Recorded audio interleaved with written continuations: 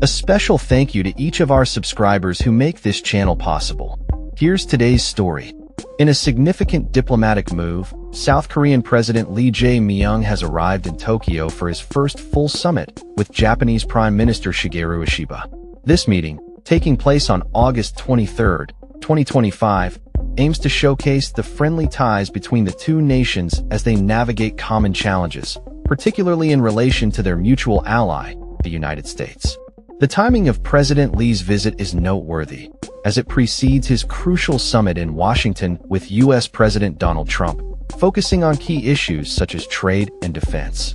By prioritizing Japan over the U.S. for this visit, Lee is signaling the importance he places on strengthening bilateral relations, especially given the historical disputes that have often strained ties between the two countries. Japanese officials have welcomed this gesture, interpreting it as a commitment to improving relations that have been hampered by past grievances.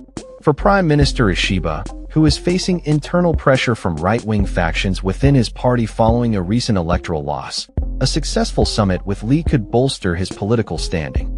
Analysts like Rintaro Nishimura from the Asia Group emphasize that this visit reflects Lee's pragmatic approach to diplomacy, highlighting the significance of Japan as a partner in his foreign policy agenda. The discussions between the two leaders are expected to be largely symbolic, aimed at reaffirming their friendship and focusing on exchanges, particularly as this year marks the 60th anniversary of the normalization of diplomatic ties between South Korea and Japan.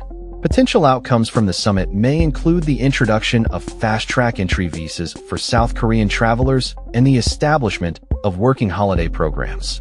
The leaders are also anticipated to address mutual concerns surrounding North Korea's nuclear ambitions and China's increasing assertiveness in the region. Ishiba, who has previously met with Trump, has already settled a tariffs deal, positioning him to coordinate effectively with Lee ahead of the upcoming U.S. summit. This meeting follows recent conciliatory gestures from both leaders, with Lee advocating for a future-oriented relationship while acknowledging the need to confront unresolved historical issues. In a recent interview, Lee reaffirmed his commitment to past agreements regarding forced labor and the treatment of comfort women, despite lingering resentment among many Koreans. Ishiba has also expressed remorse for Japan's wartime actions, a significant acknowledgement that marks a shift in tone from previous administrations.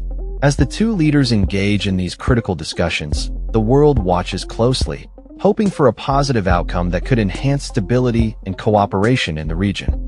That's all for this story. We upload videos every day covering many different subjects, so hit that subscribe button to stay informed. Thanks for watching.